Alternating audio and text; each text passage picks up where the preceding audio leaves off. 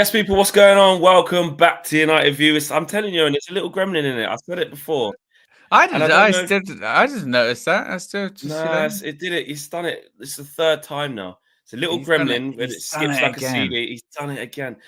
Just for Oh. my own sanity, can someone in the chat? Good morning, everyone. Big up to each and every single one of you, by the way.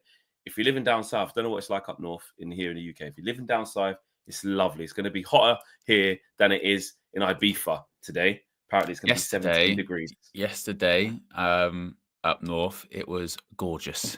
Yeah, blue skies. I went for a walk. Good.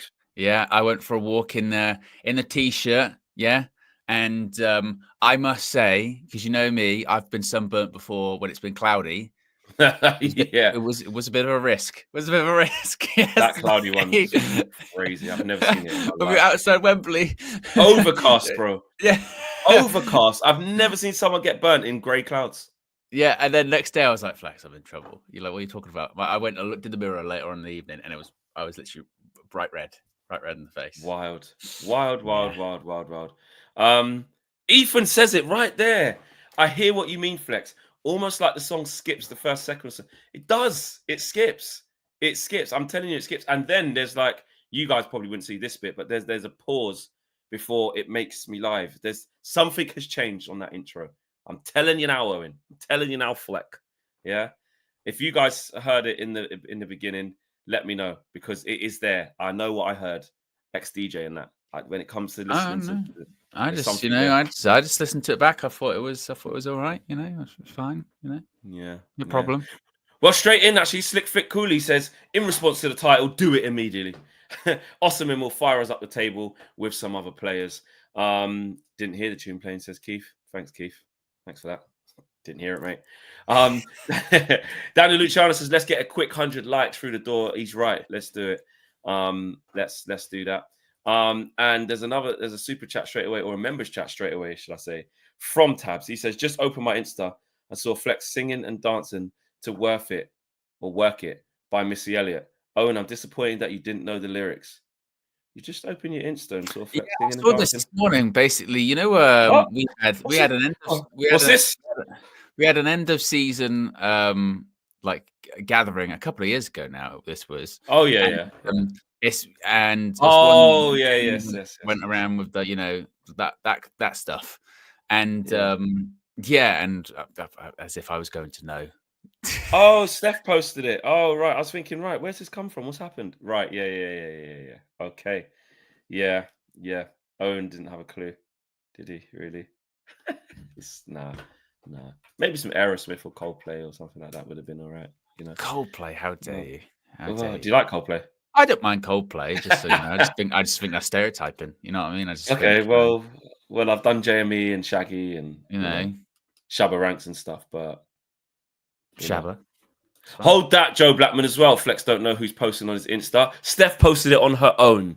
Yeah. Yes, on her own. Oh, it's Steph. You jumped the gun a little bit there, didn't you, Joe Blackman? Yeah. Trying to accuse me. Oh, Fleck. Look at Fleck. Not in control of what's going on at UV. Someone posted it on their own channel, mate. Yeah. Listen. For the context of this, he's wrong. Yeah, he's wrong on this one. Let's stick to the script, Owen. Yeah, the thing he's accusing me of. Exactly. Like he says, my bad. Yeah. Okay. Let's stick to what we're really talking about. Also, let's stick to what we're really talking about. Hojlund and Osimhen swap. Listen, we spoke a lot about Hojlund yesterday on the show, because that was the topic. And Crookie said he expected him to leave, so that was the news. This one's a bit stronger. This is from David Ornstein. What's going on? Yeah, this is quite an interesting one from David Ornstein, and quite interesting actually. He's pouring a lot of cold water on this and using a lot of logic, which of course people will hate. But he was asked, David Ornstein, about these rumours. There have been some rumours floating around for a while now, to be fair, but certainly over the last sort of week or so, suggesting that in the summer there could be this possible swap deal between Rasmus Hojlund and Victor Osimhen. Of course, Osimhen currently on loan at Galatasaray, but he's going to go back to Napoli and he's going to leave this summer. And United have been linked with a striker. Hojlund's been linked with Napoli. There was a story, was it a couple of days ago, saying he'd already held exploratory talks in Naples, or his representatives had, about a possible deal there in the summer. So Ornstein was asked about this, and he said, certainly an interesting proposition. I'm not sure how realistic it is. Manchester United spent 70 plus million pounds, which, again, when you say it out loud, you just go, oh my God, 70 plus million pounds on Hojlund. My presumption is they'll be wanting to build with him rather than bringing in a much older striker in what would be a complicated deal. I do expect Osimhen to be on the move, given that Napoli let him go to Galatasaray and the future is really uncertain for him there. And United have been linked, but I'm not sure how realistic it is that United would let go of Hojlund. He is one that would raise some funds, but he would not produce a profit on the book value that he represents. This is kind of what we talked about, you and KG talked about on a Flex and KG show a few weeks ago, that once again, when it comes to PSR, FFP, certain players, because of how much they were bought for, etc., there's a sort of specific price they have to be sold for or above to represent a profit. Would they be willing to take a loss on Hojlund when they're already in a bit of a precarious PSR position? So he concluded by saying, so I think it's more likely that United will raise funds from elsewhere as an attractive a deal as it might sound for transfer lovers. So as much as he's basically going, look, it's one of those ones that in the summer, Hojlund for Osimhen, wow, that's sounds great. Yeah. Football manager-esque, Eva-esque, doesn't it? That sounds like it could be, but the reality is that one's just a bit. And maybe one is a bit too far-fetched for United, perhaps, in the summer, which maybe does lead more credibility to those rumours of, no, they're looking at people like, the Lap. They're looking at people already at Mateta in the Premier League. They're looking at 40 million quid, under 40 million quid. They're not looking for this big blockbuster swap deal of moving this player here and getting Osimhen, and maybe what they would have done in the past, because you can imagine United had a pass signing Osimhen, the big social media campaign with the mask, and it's a whole thing. I remember when Zlatan signed for United, he was the first to announce on his Instagram, and it was like a picture of a devil or whatever. Yeah.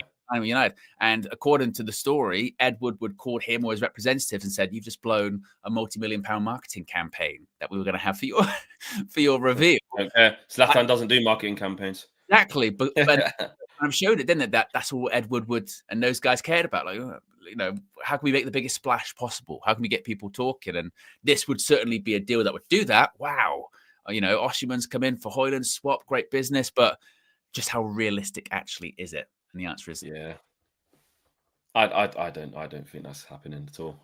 Like, you got to look at it really. Like Osimhen, listen, Osimhen would be amazing. Like, that's, you want a proven goal scorer, you want someone who's exciting.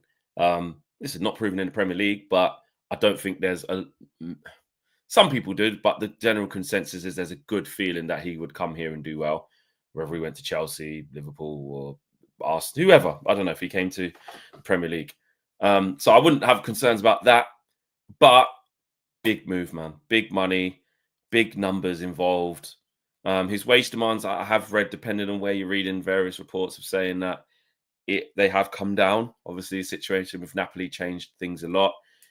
Probably wants to come back into one of Europe's top 5 leagues. That's fine, but I just think the finances involved in that versus what we've already spent on Rasmus and what you could actually recoup, I'm not sure. I think we're looking at more affordable targets. They don't necessarily have to be younger. I'm not saying the profile's wrong in terms of an older player or one who's ready to hit the ground running and stuff like that. But I just think maybe the numbers involved in this might put Man United off, and not just put us off. Can't do it. Not if we're a bit put off by that. Not just put off like, bro, we can't afford these things. So I don't know. I don't feel like this is a thing that will happen. You never know in the transfer window, things take a turn.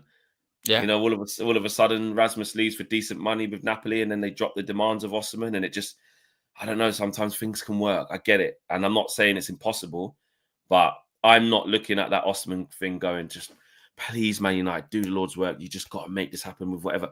I just don't fit, and I don't think they are. I don't think they are as well. I don't see this one happening at all. But it is interesting with Hojlund, though.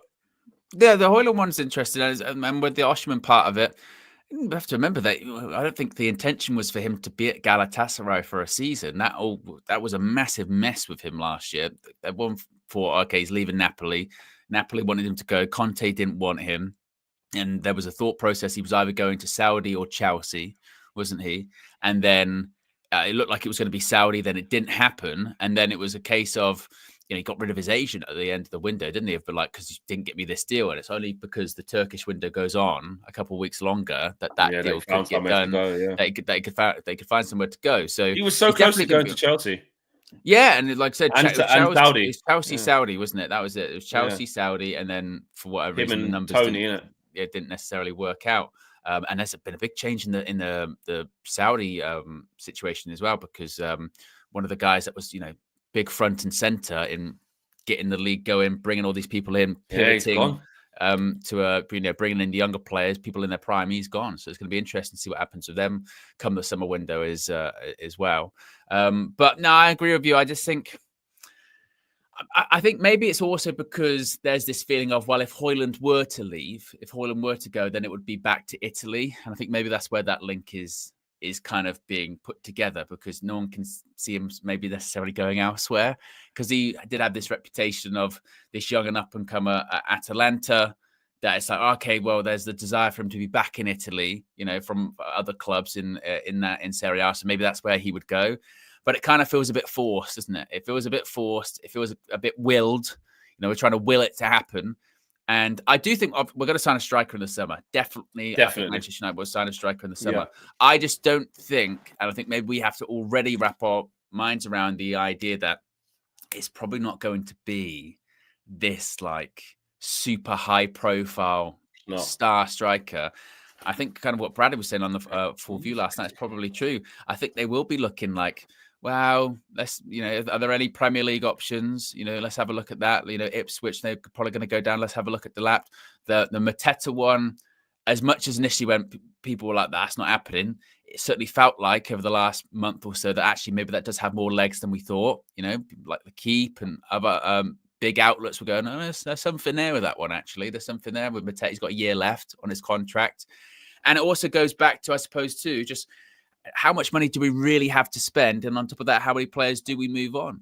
Because as we've seen last summer, United under Ineos have kind of got this benchmark of how high they'll go on certain, fees. Max is like 50 max. They probably want to do the deals at like 30, 40, perhaps. So that already takes you away from Osimhen, really. So I think that I do think the summer window this time around is going to be absolutely fascinating, because as by Sir Jim's own words, when he did that interview with Gary Neville, well, obviously with the decision about Erik ten Hag, and I guess the decisions moving forward in the summer window, they didn't have all the people there. It was too early to make a lot of big decisions. They were giving a lot of people the benefit of the doubt, etc., etc., etc. He's even said we had a boardroom meeting recently. It was the first time everyone's there. Everyone's in position. Everyone's settled. You've got your coach. You've got your technical director. You've got your CEO. The head of recruitment's no longer interim. Vaval, he's permanent. Everyone's in the position that they're meant to be. So you would hope going into this summer, now that everything's settled with everyone in the positions that they're meant to be, there would be a bit more of a sound strategy. And if it's already been reported now Osimhen's not happening, then they already know who they want to get, and they're already doing the work right now on who they are going to get. I mean, I saw stuff. I don't know if you saw this, Flex, on social media over the weekend, with after Newcastle won the Carabao Cup, Alexander Isak allegedly going up to Virgil van Dijk going like, you better be here next season, mate, blah, blah, blah. Or, people doing another allegedly. It's Matty Renton told us that I spoke to his son last night at Box Park. Asked him, is he going anyway? He said, no. That's what Matty Renton said. Don't know if Matty Renton just had a few bevies that day. Matty Renton. What a guy, Matty Renton. It's just the most Geordie name. Matty Renton. I love Matty Renton. What a guy. I'm so happy for him. I'm so happy he's got to live this. Matty Renton. Matty Renton. And Matty he is Renton. he is a lovely guy as well. Oh, he is. And like, you know, Yeah. like, because he's a proper Geordie, you just go, what Yeah. better person for this to happen to than like these Geordies like him? Yeah. You know what I mean? Unbelievable. Very hospitable, very, very, Yeah, very he nice. is. I met And him at he, the awards thing a few years ago or whatever, and he like came up to yes, me. It was FCA. like he was like, you know, great to see you in person, great to see you in person. I was Yeah. like, oh, you're right, mate. Owen. Yeah, Owen. nice. You're on. Yeah, Matty Redden. Yeah. Yeah, he's a great guy. He's a great guy. Little shit sometimes, listen, he gives it. He gives it. Don't get it twisted. He comes for you. But yeah, what a guy. What a guy. But yeah, he said he spoke to Isak, and Isak said he weren't going anywhere for if you think Matty Renton's tier 1, then listen to Matty Renton. Super chats / members chats. Actually super chats. United Love says motion to mark yesterday's clip provided by UV Clips as inadmissible in court. The video was leaked into public domain in an attempt to sway potential jurors prior to evidence being presented to counsel in discovery. And that's what I was saying, Owen. I know you said it's not different real rules. Lawyer. Real lawyer, bro. That's what I'm Yeah. saying. I know you said it's different in internet versus real life and all that, but these are real things. You can't. You're on I reject that. You can't. This wasn't presented to us. You can't do that. Well, unfortunately, like I said, this isn't a court of law. This isn't, this isn't civil court. This is YouTube court. Anything goes, mate. Anything goes. Yeah, this isn't properly policed. To tell you that. No. WJ Barrett says Rasmus. He's 22 and can't control the ball. We need better. Osimhen can happen, but we need Champions League football, which is a huge possibility. WJ Barrett is done with him. Even someone like, because people talk about Hugo Ekitike as well. I remember when he was linked with Newcastle a couple of seasons back, and linked to come to the Premier League. He's at Eintracht Frankfurt now. He's doing well this season. 13 goals in the league, 3 in Europa League, 3 in a cup. Last year in the Bundesliga, only got 4 goals. He's only 22 as well, same age as Rasmus, isn't he? So I don't know if we go and get another inexperienced, striker. He got a big move after moving from Rennes to PSG. Didn't work out at PSG, as it doesn't for so many. Played 25 times in the league, 22, 23 season, and he scored 3 goals, 4 assists. 23, 24 seasons, only made 1 appearance. I don't know whether that's because, then he's gone on loan 23, 24 for the rest of it, right? To Eintracht Frankfurt. And then he's been there ever since. But I don't know.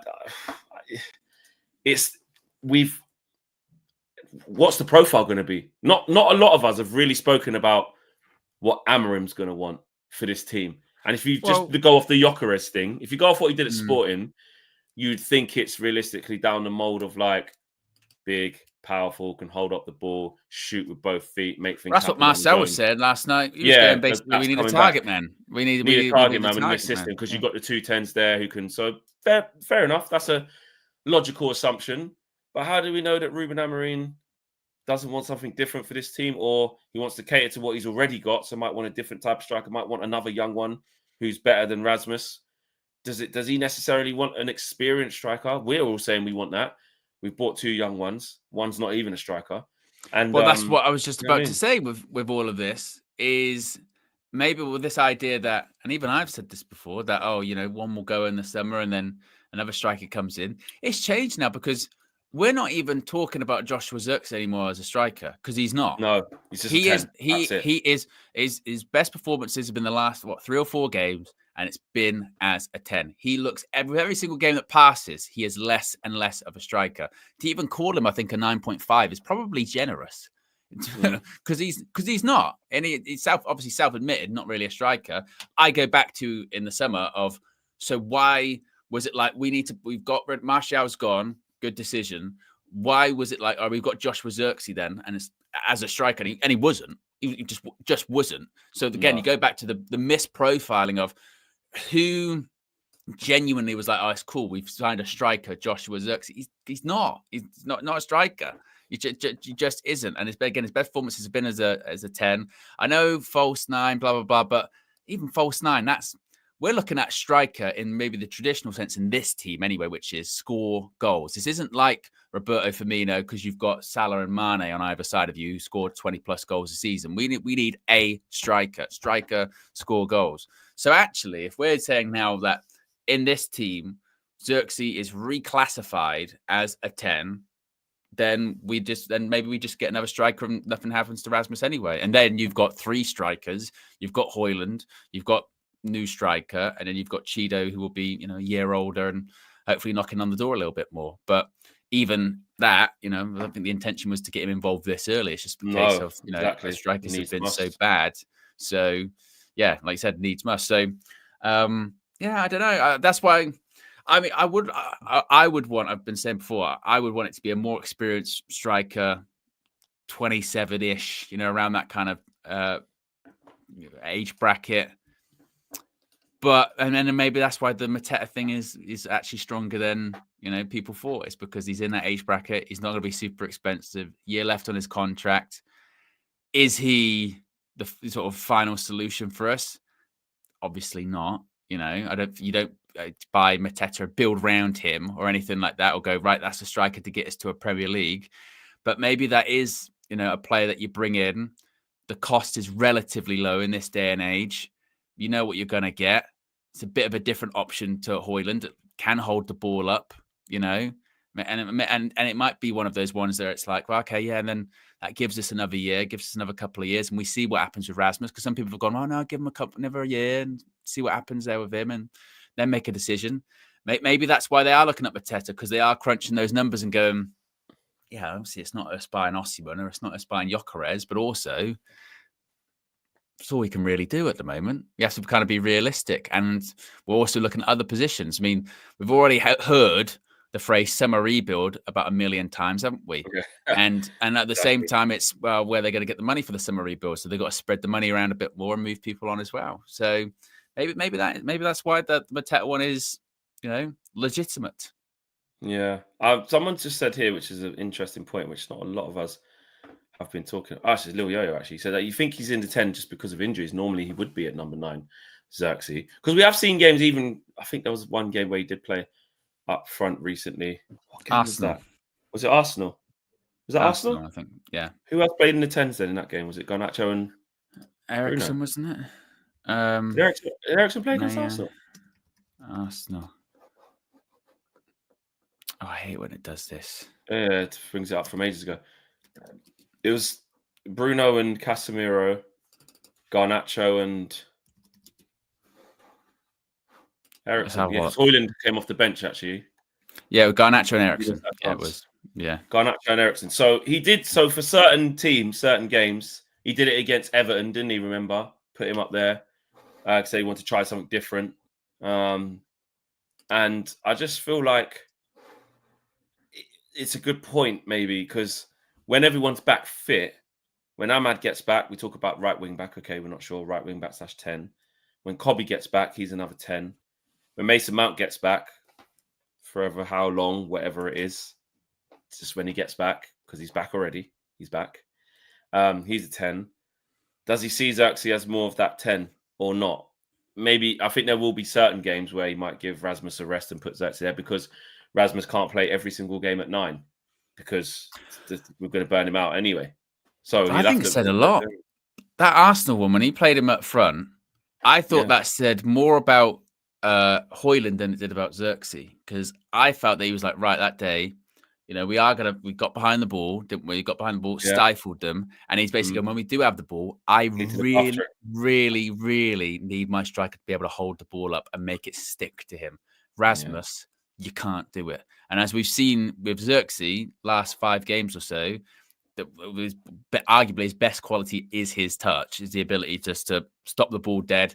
And now I'm very confident. Every time the ball comes out the air from whatever height it is towards Zirkzee, always stops it dead. Boom, one touch. Yeah, he does. Yeah, got good touch. And so maybe Louis right there in the sense of, well, I don't know, actually. Then maybe it was just, I need someone with better touch. That's when you go back to like a Mateta. I need you to, I like Marcel's maybe right.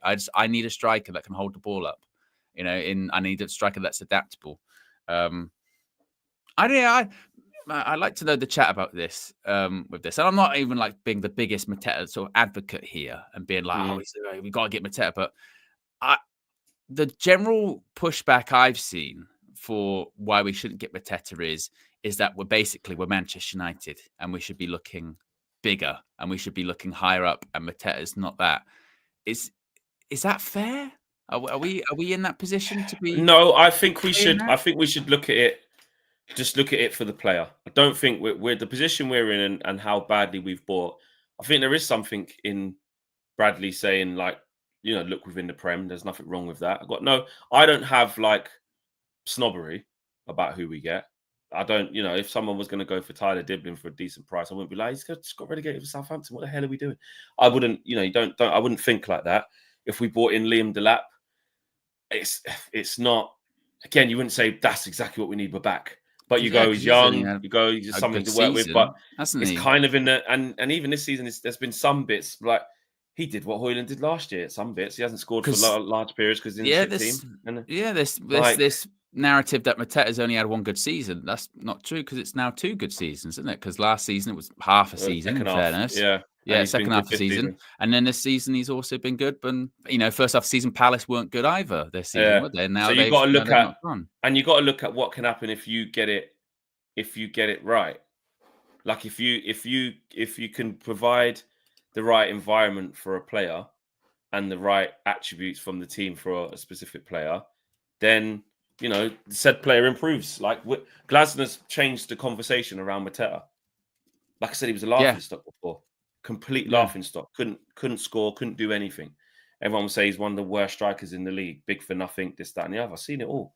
So now it's, tell you what, they could do a job for us. We need someone like that. Hold the ball up, do this, do that. So why wasn't we saying that a year ago then? The reason why we weren't saying it a year ago is because things do have to click. Things do have to change. Players will tell you this all the time. And that's why, just back to Rasmus, as much as I've been super critical by the things we've been seeing where he's just not good enough. But you can't completely rubbish the argument that he couldn't get better in this system, because you've seen a little improvement over the last couple of games. Why have we seen that? Tomo was alluding to it, to be fair. He said the team was playing better. The team in the last few games, overall, if we're being honest, has played, even though it's a low bar, the team has played better. It has. And I think my thing was just with the Mateta one is I do think that would just be a useful option for us to have, to be honest. I'm now going into the idea of, I think Rasmus is going to stay. I think Zirkzee's going to stay. So whoever we bring in will have to be in addition to those two. So that already says to me, right, that's older category then. We shouldn't be looking necessarily for a younger striker, because we've already got a younger striker in Hojlund, who, when we bought him in the first place, it should have been him and an older striker. So then you're going, okay, who's in that sort of mid to late 20s, not too expensive, not going to, go crazy for it, can score goals in the Prem. You start whittling it down quite quickly, actually.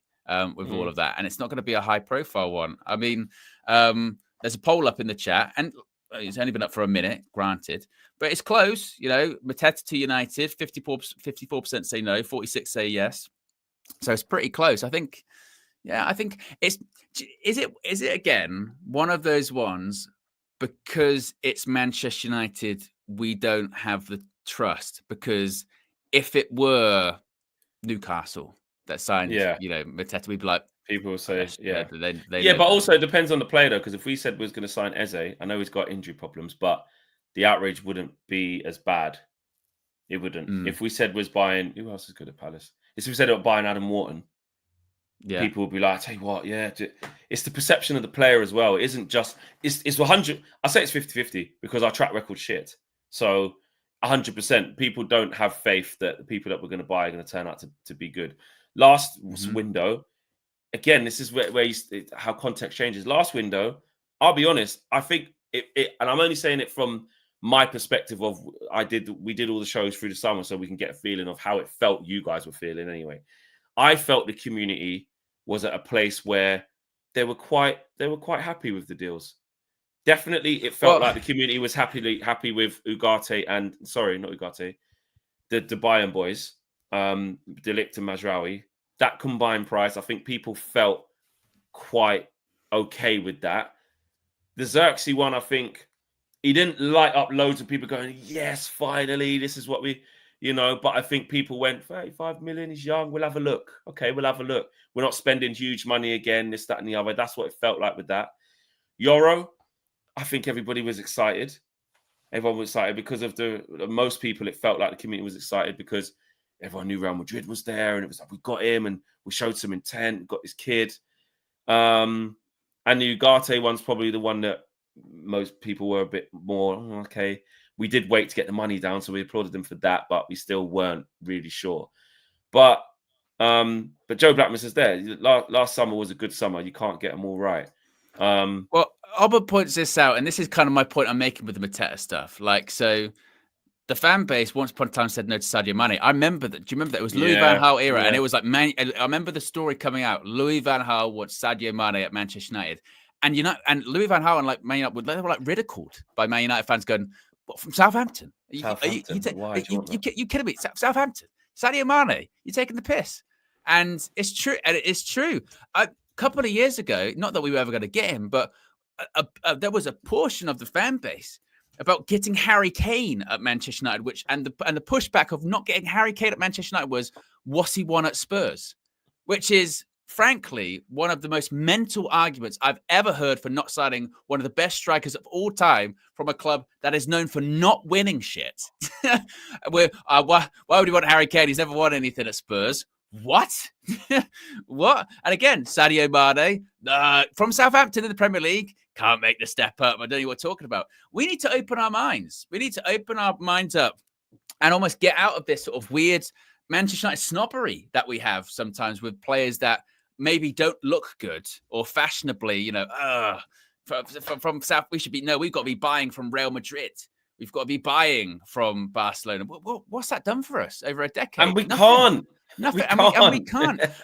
And someone mentions it in the chat, like LMS and Mbeumo from Brentford. I'm telling you now, if it was like a proper like Man United are in talks with Brentford over Mbeumo, there would be from Brentford. Yeah, we're Man United. We're getting Man United. Look how far we've fallen. Mbeumo from Brentford. Oh no! Oh, Wissa. Oh, what do you mean? And that's what I mean. But we've got to open our minds up. If we're gonna get back to where we want to go, it's gonna be built on players like that. We saw it in January. What Dorky from Lecce? Yeah. Lecce. I never heard of Lecce. Yeah. He's in a relegation battle in Serie A. He's gonna be no good. No, never any good. So when it comes to these kind of signings, we've got to open our minds up that those signings about players we don't know or players that we're not sure about, or they're from lesser teams, that's where we've got to be going for. The day and age of getting the marquee Galactico signings, it did nothing for us. We've seen a Man United a summer where we signed Falcao, Di Maria, in a team with Van Persie and Wayne Rooney. Where did it get us? And like you said, the main thing is that, like, even if we tried to, attempt to get these players, the fall from grace has been so big. Financially is one thing, but two, the attractive nature of Man United is not there. We cannot enter the chat for big boy players within reason. Like, obviously we've got money, so you can prize players away here and there. I get that. But like certified players in the pomp of their career who are looking for their big move to be in the Champions League and compete for top honours, we can't offer them that. We're in a rebuild. Again, we've been in a rebuild since Sir Alex left, but we're going in a completely different direction now. And whatever player comes here has to understand that that's what they're signing up for. So even if we wanted to go to the table to try and get Florian Wirtz, we can't. No, like we can't do it. We can't. Like, you can't. Yes, you can. We can't do it. If we wanted to enter the chat, when Alphonso Davies, I know, was a bit of a ranticizing before, is he going to sign the contract? We're a bit interested. Yeah. No, it's not going to happen. He's been playing at the top level for about 5, 6, 7 years, whatever. No, we can't go and get Alphonso Davies. No, we can't go and get Alexander Isak and see what's going on there. No. Why on earth is he going to look at us for? From a footballing perspective, we have zero momentum. You know what I mean? From a footballing perspective, there's a reason that Liverpool are being linked with Alexander Isak. Exactly, because it's like they're going to win the league, and it's also like that squad is actually pretty young, and also they've got players. Some players they might be moving on, but maybe Van Dijk will stay, maybe Salah might go. Blah, blah, blah, blah, blah. But whatever, they have footballing momentum. There's a reason why. Even City, they spent all that money in January. They'll probably try it again in the summer. even though they've had a bad season this season, they can still attract players because it's Pep, blah, blah, blah. You know, they've won the amount of trophies they've won the last few years. Okay. With us, no one knows where Man United's going. Nobody knows. We don't even know where we're going. We're hoping somehow, some way, we're going to stumble into the Champions League next season by winning the Europa League. And even if we are in the Champions League next season, my concern would be that how do we end up qualifying for the Champions League again? Because we're not going to win the Champions League. No, so the loophole of winning the Europa League to qualify for the Champions League, how's that going to happen? So yeah, so to your point, you're going to have to go to these lower clubs in the Premier League across Europe, and you're going to go, right, who's ready to make a step up? Who's ready to, who's young, and who do we think is actually, they're ready to make a step up? And then 2 or 3 years time, they're going to be brilliant. Oh, they're going to be superb. Again, a bit like Liverpool when they were under Jurgen Klopp. Let's bring in Mane. Oh, that's good. Or let's get Lallana. Oh yeah, a good step up. Get Wijnaldum. Wijnaldum from Newcastle. They just got relegated. Get him in. Yeah, that'd be good. That'd be good. And then in a couple of years' time, you see if they're a Champions League player. You see that. That's what you've got. That's what Man United will have to do. You got to build something. And that's why we're applauding things like the Aiden Heaven situation. Of course, it's really, really early, so you don't know. Hopefully, we're not talking about Aiden Heaven in a year's time, going, "Oh yeah, he's got that kid. He sold him already by now." Like, hopefully, it ain't that, because you can see there's something there early doors. So you wait and see. But that's why we're applauding those types of signings, to see if we can develop those players into legitimate first team players who can help us. Kobbie Mainoo, obviously, in the academy has done that. Garnacho in the academy has done that. Okay, Ahmad hasn't done that. He actually was a lot of money, to be fair, for a young kid, but he's had to wait a long time. But now we're going, right, give him his new contract. He can be here. We can work with him. You look at like Diego Leon, that's one for the future. You look at Dorgu, 20 years of age. The profile, you can clearly see the profile. You can clearly see they're not going for these big boy players, big names, been there, done it, got all the T-shirts. No, they're not. They're not doing it at all. And rightly so. Someone said earlier that we could get Matheus Cunha. We could get him. I mean, it would be a lot though. Again, though, as well, he just signed a new deal to make sure that he didn't leave in January. Release clauses in there. They're not going to go down now. So he's done his job in terms of keeping them up, even though he's missed quite a lot of games through losing his head. So actually, they've probably guaranteed safety without him. But he's still scored. If that's under Wolves' pressure, United. Yeah, exactly. He still scored. He's their top scorer. Listen, he still scored 13 goals this year already. And there's more games to play. He's already beaten his total from last year, 12 and 7 in 32 games. What was funny the other day, when... was it you? I think it might have been you that tweeted it or something with Matisse Tau at Spurs. And it was like most expensive press liaison. I didn't see that. Most expensive fan liaison ever or whatever. Because he's in the player liaison. Yeah. Mad. And that's mad. And again, he did that's it twice. one of He was just protecting the manager and all that. Look how that's worked out for Tell going there. Again, that's one of those ones which at the time, remember that at the end of January, just should have just done it. We should have just done it. And it was like, no, the finances were not right for that deal. And as we've seen, to pay like a loan fee, what was it, like 10 million quid or whatever it was, a lot of money for that, you go, it's not worth it. They got that one right. It was not worth it. That's not turned Spurs around. He's never going to turn Spurs around, because Taylor's not that kind of player. So, yeah, it was just... Yeah, very, very, very, very, very, very odd one. But I think Ineos are looking at that going, actually, you know what? They got that one right. Yeah, no, I agree. Let's get super chats out. Sinura says, after what happened, Osimhen might be 40 to 50 million. Fell out at Napoli. Badly wants to get out, change his agents. I don't care what it is. Just get me out of here. Not good at doing another loan somewhere. I want my big move. Drop the price, drop the demands. You never know. There could be a unique opportunity with Osimhen because he wants to get out so bad. So, yeah, I see what you're saying there. All Elite says, I still think win-backs and 10s as a priority could be better out of Rasmus. Get an experienced striker to mentor Rasmus, but focus on getting win-backs and midfielders, central midfielders. And for 30 months. Whoa. Oh, shit. Yeah, I didn't even see that. Big up All Elite. I do always see you hit All Elite, but I didn't realise it was 30 months. Amazing stuff. Use your perks, guys. Look at Riri, 33 months. 33. Remember, when you get your, your membership perks, you do get this. You get your membership, your members chats perks. Big up Flex Owen and the entire UV community. Road to 200k. Like and subscribe, people. Big up to you, Riri. Always here, showing love at all times. Never forget it. Uncle, big up you as well. You're always here showing love. Uncle says, yes, 100% wisdom. Mateta is streaky. Check stats in the first half of seasons, and if you say it's because Palace weren't good, shouldn't that same metric apply to Rasmus? That bit's a good point. Like, he wasn't good before, and that's what I was saying earlier. The reason why he's got good is because a manager came in, tweaked the system, helped him, and now we're going, he's all right. We should buy him. But Rasmus is like, he was streaky last year. He's been rubbish this year. The team's gone to play a little bit better in the last 2 games. It's only 2 games. He's played better.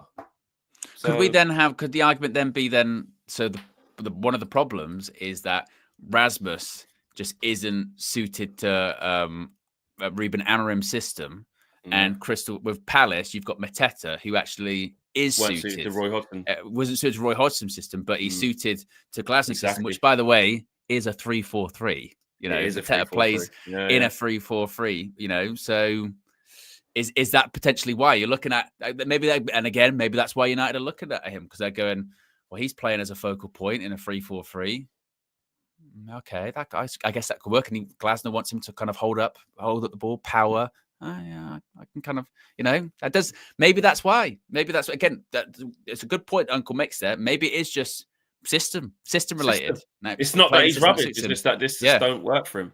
We all say, most people say, I know he's been rubbish, but like the last couple of months where he's been like, oh my god, his confidence, man. Like, because then how does he perform like he did against Sociedad and then against Leicester? Like, he can do something. It's not just like that all the time. It was a good finish against Leicester. I thought he'd screwed up, but it was a brilliant finish. And I called it. Eminem says, whilst Rasmus' instincts in the box may improve, I don't see him improving link-up, hold-up and aerial ability. His foundations here are already so poor. And again, this is a decent point to look at of a different context of the argument of his basics, his foundations, his non-negotiables as a striker. This is what I was talking to Tomo about yesterday of like, there's one bit where you go no service and this, that, and the other. But if the team's bad, your job as a striker, get hold of that ball. Don't care. Yeah, you might not get chances. You might hardly see the ball. Still got to secure it. Secure the ball, win a foul. Basics. Every striker should be able to do that. And has there been enough improvement in his individual attributes? Even though the team's bad, him as a player. And that's a fair point from Eminem. Shout out Aaron. Aaron says, can we learn with Dembele with Hojlund? Be patient. I mean, listen, Dembele's had so many injuries. Dembele's had so much up and down seasons where people go, he's just not it, or, this, that, and the other. And now look at him. He's always had the ability, both-footed, quick, skillful, but, ridiculed sometimes for being this player that never will be what he's meant to be. And now under Luis Enrique, he's found the right manager, the right squad, they've changed the tact at PSG to go down a different route, and it's working. Yeah, I mean, it's difficult. The Dembele one, I think, that's difficult to compare to Rasmus Hojlund. I mean, Dembele was always, picked to be this like incredibly talented player. Like you said, injuries, and also though Dembele was at a club in Barcelona where, a bit, I suppose, to an extent, like Manchester United, you've got to hit the ground running. If you're not going to be performing for a long period of time, you don't get time. And that's also the point.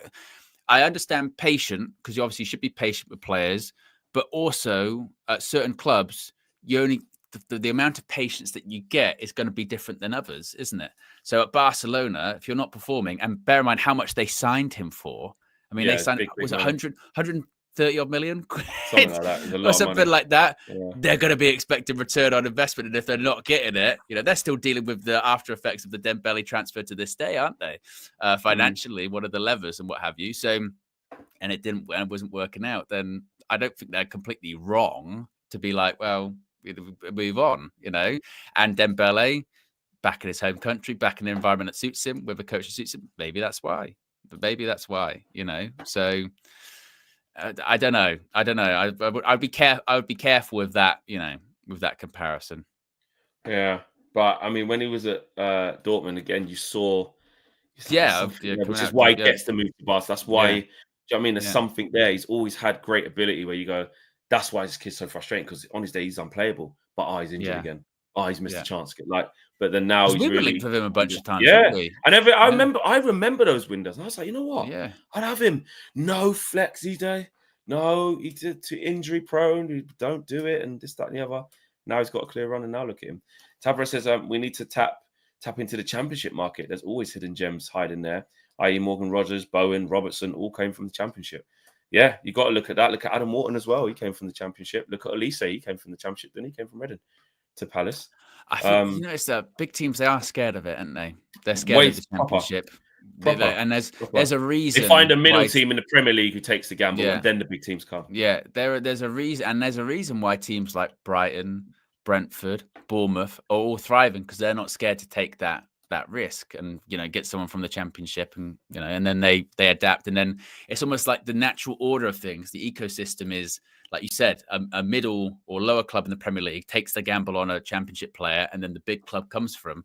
You just don't really see many big clubs sort of bypassing that, do you? You don't really see that. It's an odd one. Last time we did it was Dan James. That was it. That was the last time we bought straight from the championship. Yeah. Dan James. I suppose Zaha didn't count because they just became a Premier League team. Yeah, but the deal was done whilst they were in the championship. Actually, yeah. So you could argue the technicality, Zaha. Yeah, maybe. Who else have we got from the championship? Or a league, like not a top league? Not many. The big clubs, you just don't really see it, do you? You just don't really see the big clubs kind of do it. Yeah, exactly. It's very, very true.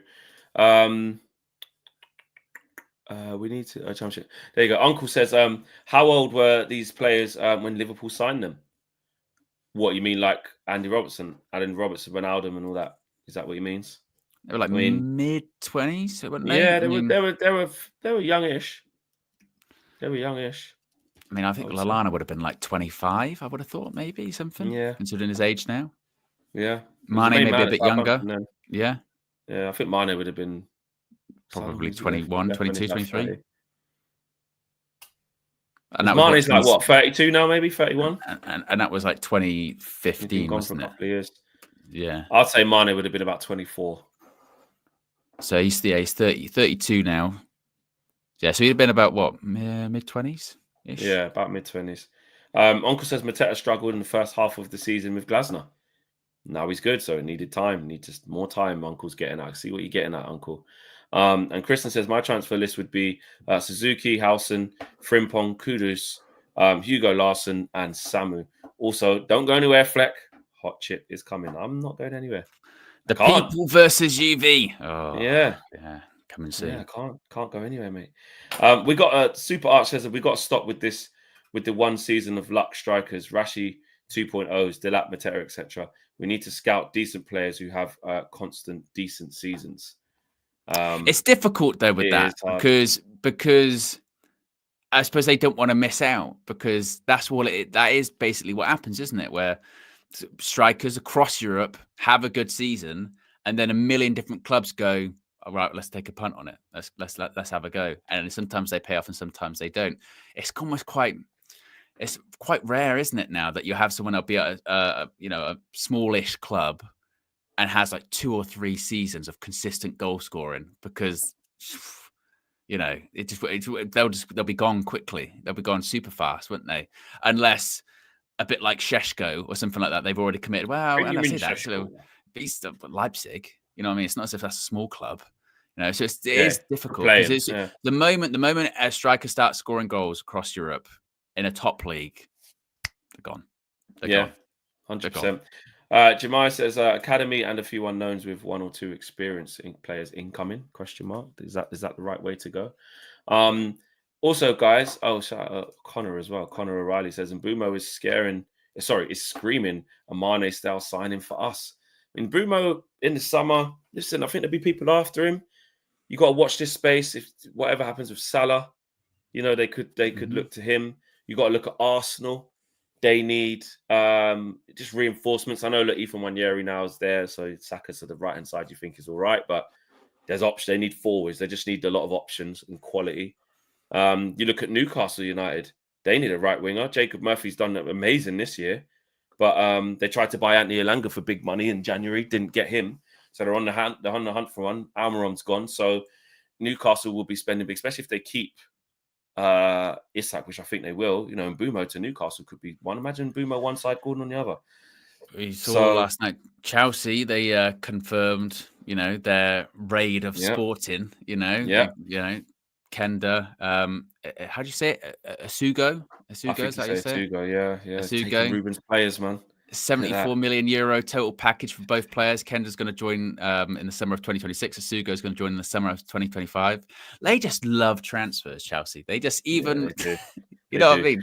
They're one of them will be out. Player that just buys. That's always transfers. Always transfers. They love the thrill of the transfers. And you're right. If I was a Chelsea player currently under contract, even if I'm playing in that first team, I'd be like, well, I could be going in the summer. Definitely, I could be going because they'd have. As many people pointed out, to be fair, at the time when there was those big long contracts, and I was like, "How are you going to move those players on?"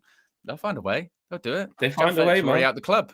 That's what I'm saying. They've got a high turnover, and when they sign someone, you got to look at them and basically not have any clue of are they going to play? Are they going to be part of what's going on? Disasi's at Villa. That was quick. Yeah. Oh, exactly. It's mad. Look at Koulibaly. Remember when they got him? And it's for years, we were like, get rid of Maguire, go to Napoli, get Koulibaly. That's who we need. Come to the Prem, absolute shit, gone. Yeah. You know what I'm saying? Don't even know where he is now, actually, Koulibaly. Is it Galatasaray? He's in Saudi. He's in Saudi. Oh. Yeah. Coco Black has become the latest member of the UV Members Club as well. Shout out to you. And Aaron says, would Gyökeres have succeeded here from Brighton? And this is it. I didn't get a chance to do it yesterday, but I've taken a look into Gyökeres' stats, and like I said, I worked with somebody who works for Swansea during the transfer window, Molly, and she's a huge Swansea correspondent and fan for BBC Wales. So she told me loads. She was like, "We had Gyökeres." She goes, "I look at him now because we had him. He was absolutely rubbish." She said he was. He was absolutely rubbish. Rubbish. How do you do that? How do you even say that word? Rubbish. Yeah, that's it. Rubbish. Honestly, rubbish. Yeah, shout out Molly. I always say you've got the most craziest Welsh accent. But she was just saying he just wasn't that. He just wasn't that. When he was at Brighton getting off the bench a couple of times in FA Cup, couldn't do anything. It wasn't till he went to Coventry, started getting 17 goals in the champ, then the next one, he started getting, 20 odd. Then Sporting go, this guy in the Championship in England doing all right. 25 million. Let's get him. I think they broke their transfer record for him, didn't they, or something? Sporting, I want to say. Yeah. It was a record. So, or was he Coventry? I don't know. One of them he was anyway. Then he goes there, and then now he's one of the hottest properties in Europe. So, and it was around about because I was looking at the ages. So I was looking at him. He was a kid at Brighton, trying to get in, can't. Goes on loan to Swansea, rubbish. Goes to but we do have this sort of, again snobbery over here because if they don't succeed in the UK or whatever, then it's like, well, then they're rubbish. Then they're rubbish because it's like I'm not saying Gyökeres is Salah or De Bruyne, but Salah at Chelsea, well, it didn't work out. De Bruyne didn't work out, and then when they're brought back, and we hear Man City are buying De Bruyne or Liverpool buying Salah, we're like that flop.